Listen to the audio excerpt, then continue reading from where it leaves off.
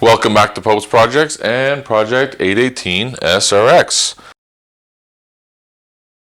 As I mentioned in the last video, I did lose all compression on the rear rotor. Just looking through the side port, it would appear all of my apex seals are no longer in their slots. And there's lots of crud everywhere on that rear rotor in every port. So, today we're going to tear it down and just see how much damage I did. For anyone who didn't watch the last video, I had just started doing tuning. I had just started doing power pulls. It was the highest RPM I had gotten to and the highest boost. I was around 5,000 RPM and about 12 PSI boost. But the air-fuel ratio was almost in the 9s. It was in the low 10s. So I'm not really sure why it would have detonated unless I have some other issues, be it an imbalance or something was just barely hanging on before. When I did get the motor originally, it was low compression. The seals appeared to be stuck. I was able to put a little oil in there, get the compression to come up. It stayed up for a little while until it finally seen some power and then it let go. So maybe it was just a weak motor.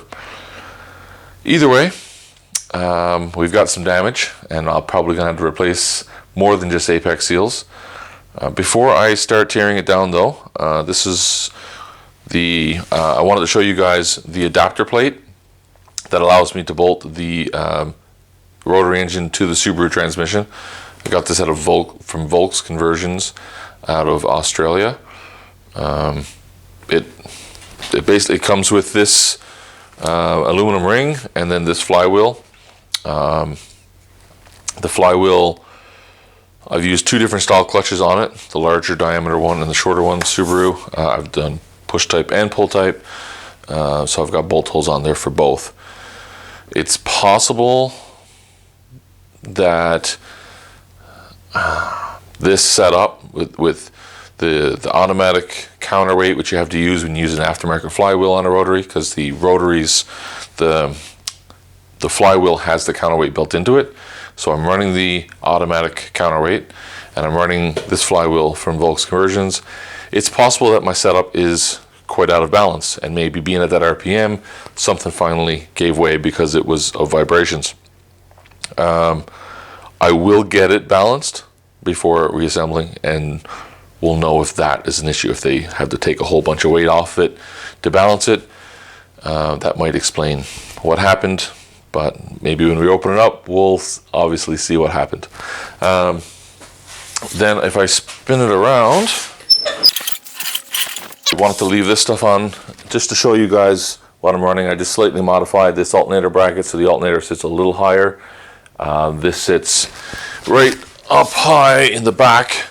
There's kind of like an A of the firewall frame, and this pulley kind of sits right in there. And then this is a Pineapple Racing, their big turbo idler pulley. And then this contraption is what I had to do to get this, the A-frame kind of fits right here, and this just fits in to that A-frame on the firewall. And that's kind of what I had to do to get it fit. Alternatively, someone could easily just free up a lot of space and run an electric water pump, which in hindsight might have been the best option, but this works good, so I have no reason to redesign that. Yeah, so what I'm going to do now is I get all this extra stuff off real quick, and then we'll start filming again, and I'll break the motor apart, and we'll just see how much damage I've done. Sorry for the background noise, but I'm not turning off my heater because it's winter out. I got most of the accessories off. I got to bust this nut loose, which is notoriously the hardest one. The flywheel nut, also difficult, but that one is generally considered the hardest. Before I remove the spacer, or the adapter I should say, it actually lines up perfectly.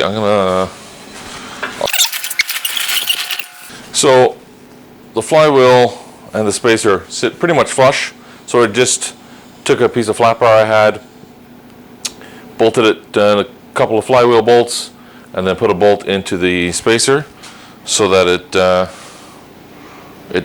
can't spin. Now I'm not sure how tight this is going to be, but I'm just going to try my cordless impact, and maybe I get lucky.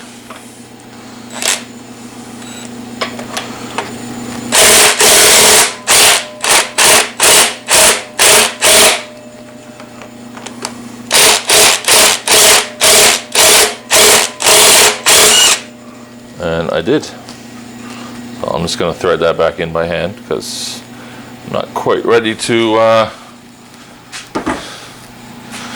pull that apart. So now we'll just do the flywheel nut, which I guess I probably should have done that before. This I'm kind of expecting to be a breaker bar scenario, but I'm going to try it with the impact. It's a 2 1/8 socket, I think. Why else would I have one this big? Yeah, I think that's also a 54 mil, but I'm not really sure. 1-inch drive, 3/4 inch, 1/2 inch drive adapters. Let's see, she'll go.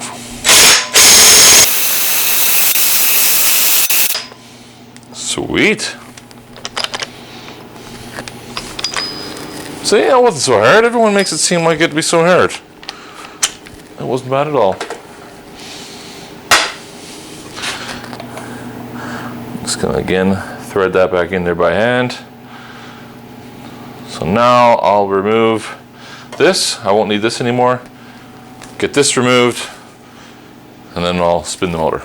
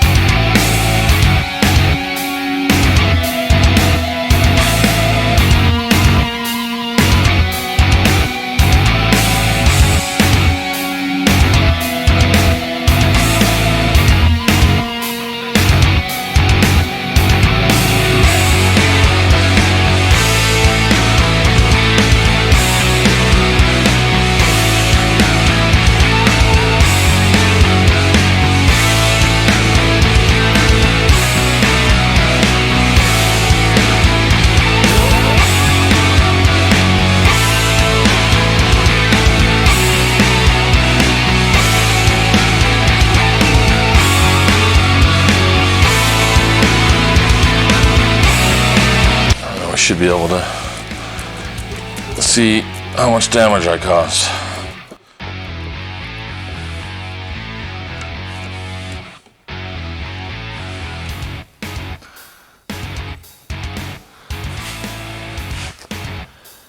See what we got here. Some oil control ring.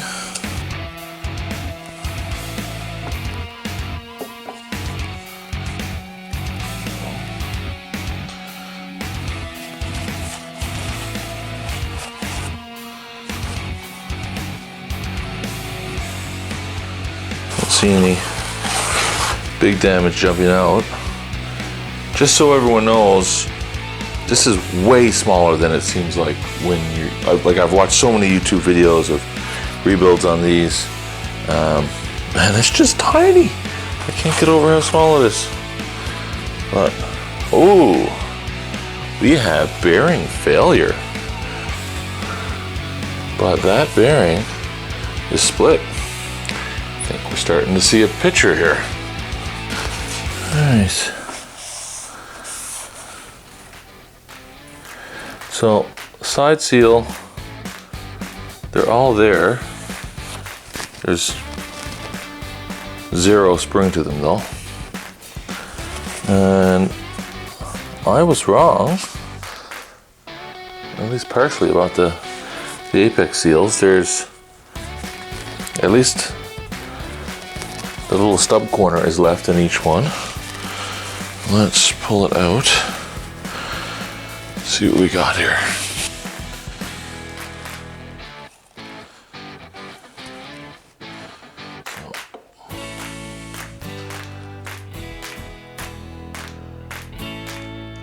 Okay.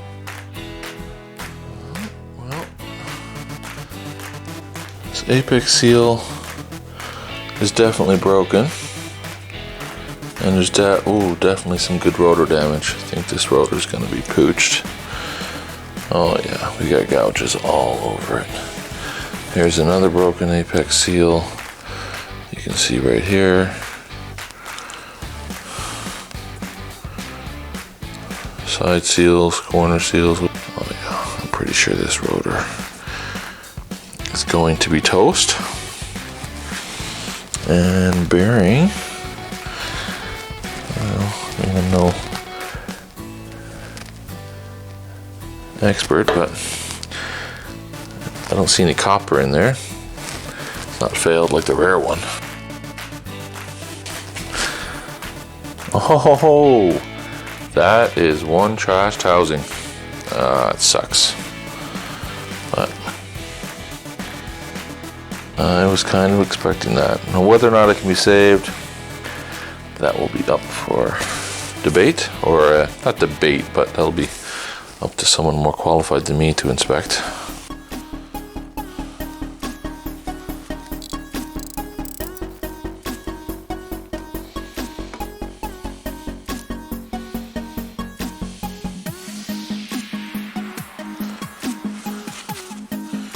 But I'm pretty sure that that guy is going to be considered trash. Ooh, absolutely. Those are like pretty deep gouges all along there.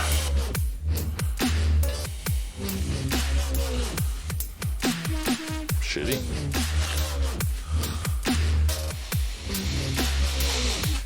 How's this iron look?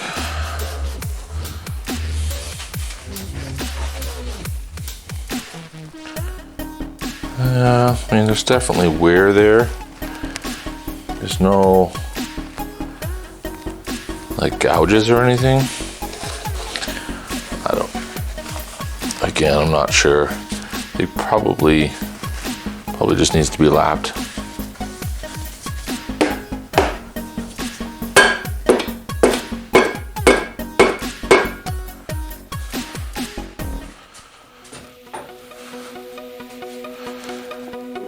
Now this is normally considered quite tricky, but it would seem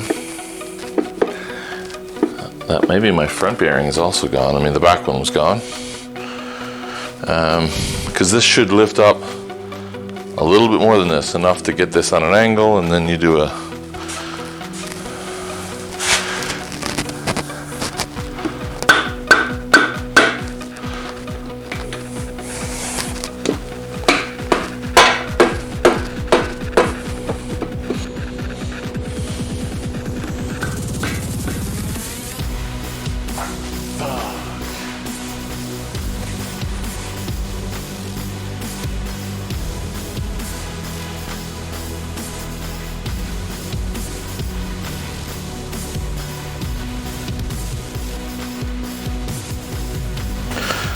Okay, so that's the engine torn down. I got a lot of cleaning to do. I got my suspicions on what's going to definitely need to be replaced and what's going to be reusable. But first, let me get it all cleaned up, and then I can kind of show you guys what is damaged and what is definitely toast. So I had thought that the apex seals had all come out on the rear rotor, and in fact they're all just jammed in. So you can see on this one it's super easy to pull out. This is the front rotor. Like you can feel the apex seal is springing in and out, and on this side I can just feel the edges of the rotor, and I can't actually feel the apex seal because it's squat in, and there's so much damage on it that it's actually what's happened is this has contacted the housing and it squat the apex seal, which kind of explains why the side seals everything was fine on the side and the irons don't appear to be too gouged. I think it's just when the rear bearing failed, the rear rotor slammed into the side of the housing, pinched the apex seals in, and then I lost all compression. So I'll just move the camera and get a little, see if I can get a closer look at this. You can see how this apex seal, no problem, is moving. And then on this one, you can kind of see this is a bit of a gouge. Oh, there's all kinds of gouges there. But I can't actually get this apex seal out. I was going to clean the rotor, and I was trying to disassemble it, but no bueno. So I've got everything kind of cleaned up. It's not clean enough for assembly, but it's clean enough for inspection and knowing whether or not something is going to get reused, tossed out, or machined. So before I get into the inspection, I'll just have you guys know I have watched like all YouTube rotary content, so I'm like pretty much an expert.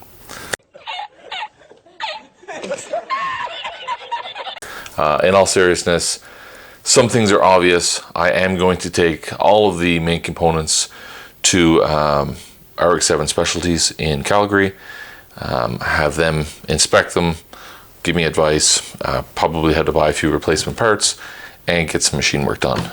And I'll go into what they said when I'm looking at reassembly and I'm going through all my parts. But this is the front rotor, and it appears to be, besides this little tiny nick when I beat it off something, it survived the engine, just not me on a workbench. But I don't think that's anything. Cleaned up pretty good. Again, I could do a little more cleaning, but I'll wait until after it gets inspected. There's some grooves here by the apex seal that looks like wear. I don't know how much of that would be an issue. Again, I will get an opinion on that. But there's no damage. All the apex seal grooves look smooth. All the seals came out no problem. Nothing was sticking on this one. I did keep all of the rotor parts. However, I don't think I'll be reusing any of them. I'm not sure anyone is supposed to reuse any of that, but I'll probably just replace all that anyway. The bearing looks, I mean, it's a little dark. I'm not sure, but because the front, oh no, there's possibly, yeah, no, there's some bearing damage there. I would have replaced all the bearings anyway, just because the front and rear bearings, which I'll get into, are very damaged, and that seems to be what happened to the engine. But front rotor looks good, I think. Rear rotor is pooched. There's no question of that. We've got gouges and chunks missing. Like she smacked into the rotor housing pretty good. Like it's just got deep gouges. Even now, I'm just touching it. There's pieces falling off of it because it's all beat up. The bearing on that one, out of curiosity, also appears pooched. Yeah, there's a little faint wear and crack mark. Oh no, that's maybe, I'm not sure. Anyway, none of this will get reused. However, I will use this to make a jig for my side seals, but I'll get into that later. For when I'm clearancing my side seals on the new rotor and on this rotor, which I can hopefully reuse, I'll get into how I'm going to make that jig. Nothing new, just something I've seen someone else do, and I'm going to do the same thing. So that one's pooched. Let's get into rotor housings. Front rotor housing, I think is good. There's the obvious wear lines that they all have that aren't new, but I can't feel any of them with my finger. Maybe a little bit, this one here right out on the end, but not much. I would imagine that even if it's recommended to me that this one is a little worn, I'm sure it can be what they call, where they surface and nitride them and ceramic coating stuff. There's ways to bring this surface back to life, where they re-chrome it or whatever they call it. So I think this one will be reusable. Again, may or may not just require some machining. Yeah, let's look at the rear one, which is, I'm almost certain there's no amount of regrinding and rechroming that will be able to save this. There's deep grooves and scratches. There's also like nicks where it hit hard. Yeah, like bad. This is just, I'm certain it's garbage. And let's go front iron. There's some wear marks. I can kind of feel these, so this one might require some lapping. Again, this is the front iron, so there was no catastrophic failure here, but I can kind of just feel that. Doesn't really catch with my nail, but you can feel it when you rub your finger on it. I'm not sure the criteria. I'm gonna again leave that up to an expert who may or may not upsell me, but better safe than sorry on a little machine work. The center iron, can barely feel anything there. Certainly nothing can catch my nail. It seems good. There doesn't seem to be any damage along the seals, or where the coolant seals go. And on the rear rotor, same thing. Just a little weird that you can just feel. You don't catch with your nail. Even if they had to be lapped, that's certainly better than having to replace anything. The rear rotor, or rear iron, again, the exact same thing. I can just feel some wear here. Can't tell with my nail, nothing catching. Well, it's a little tiny nick right there. Almost like it's asking to be Bridgeported. But I'm fairly confident that these will be salvageable. If not good to go as is, certainly can be lapped and saved. The eccentric shaft shows all kinds of discoloration.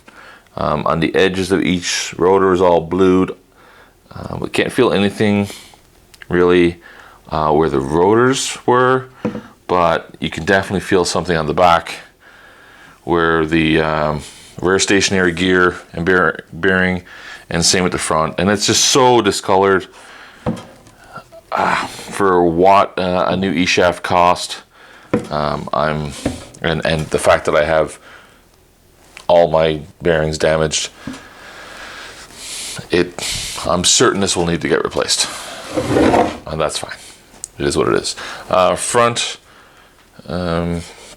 stationary gear bearing is pooched. Like, we're talking, well, a lot of times these bearings get reused, and the general rule is, so if you're not seeing any copper, or I shouldn't say rule, because a lot of people think you should just replace the bearings every time anyway, because they are fairly cheap, and I understand that concept. But they do get reused lots if they don't see any copper. These ones are all copper. Like, you would think it was just a copper bearing, but it's split and cracked and pushed out and just completely pooched. And the rear is even worse, like catastrophically worse. But again, the rear is where the rotor had damage, so obviously that's where it got the ugliest. I had thought, just checking through the exhaust port in the rear housing, it seemed like the apex seals were not there. They were there. They were just jammed in tight because of the contact with the housing. No doubt because the rear bearing had failed. So I think that this was my failure, and this was the result of it. There's no sign, there's no reason for me to think there was any detonation. There's no like big dents. I mean, there's gouges from when it hit, but usually when you get detonation, you get a big hit. The apex seals would have broke. Clearly this was the failure.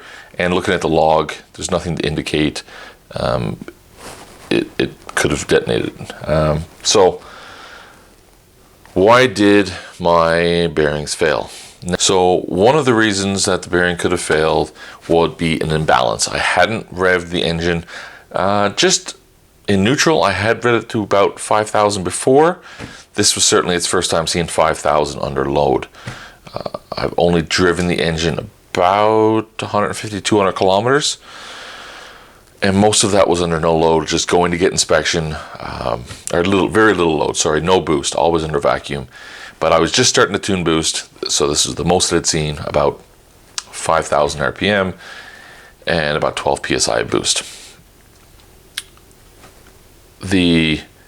It's quite possible there was already damage, and that wouldn't have been apparent to me under those lower conditions. In hindsight, I mean, it never revved as freely as, say, my RX-8, but it's a different motor and a different setup, and I never really thought much of it. So there could have been an issue there. So when I changed this setup to run the Subaru transmission, I had to run essentially what is an aftermarket flywheel. Now, when you run an aftermarket flywheel on a FDRX7, you have to get an automatic counterweight, because the manual RX7 flywheel has the counterweight built into it. When I replaced that, I put the automatic counterweight, which I believe is the right one, and then I put the flywheel I got from Volks Conversions. Now, it's quite possible that that combination put the engine out of balance, enough so that it would cause damage like this. Again, this is like, from what it appears, like some catastrophic wear and then damage, or excessive wear and then a catastrophic damage on a bearing. So whether or not that could have happened that fast, I don't know. It could have been damaged before. So when I get my my new rotor, hopefully keeping this one, I will be bringing my flywheel and my counterweights with me so that it can all get balanced, the whole assembly. So I can, if there is a huge imbalance, well, then that's probably why it failed. If there's not, well, let's look at what else it could have been. A year ago when I went for inspection, if you guys remember my bittersweet inspection story, I did run the engine out of oil. While I did always see some oil pressure, the dipstick was dry, most of the oil was all over the front wheel. If you haven't seen that story, check it out. Bittersweet inspection story, a few videos ago. I had checked the filter then. There didn't appear to be, or there was nothing in the filter. There was no metal particles, nothing to suggest a bearing failure. Again, this wear could have already been done. If it was wearing out that fast, I should have seen something. But there was nothing. I strained the oil, I cut the filter. I thought I did my due diligence, but it's quite possible that those few kilometers I drove with little to no oil, that they overheated. Again, it was all under 3,000 RPM, in vacuum. There wasn't high load. But it's possible that that caused the damage, and I actually did this damage a year ago. So that's it. That's my Rotary teardown video. It was a little bit of an amateur viewpoint. I'm not a professional. I am bringing these to a professional to further inspect, and I don't want to present myself as an expert. There's some great content on YouTube from the pros showing how to tear down a rotary, how to inspect and how to rebuild a rotary, and I highly recommend you checking them out. If there's anything that I can share as I go along of things, oh, hey, you know what, this isn't really mentioned much, but you gotta do this, or I almost forgot to do this, or something like that. And hey, maybe one of you guys will catch something that I'm doing wrong before it's too late, and that would be awesome. I know some other YouTubers have been saved that way. So that just means I got to edit my video before the engine's actually running. But thanks for watching. More rotary content coming soon. I'll let you guys know what I had to replace and the path forward in the next video, and then hopefully I'll be doing a build video. Until next time, if you can like, subscribe, comment. Your feedback is always welcome. Negative or positive, don't hold back. If you think it's not going to last because I don't know what I'm doing, I like a good laugh. Let me know. Until next time, peace.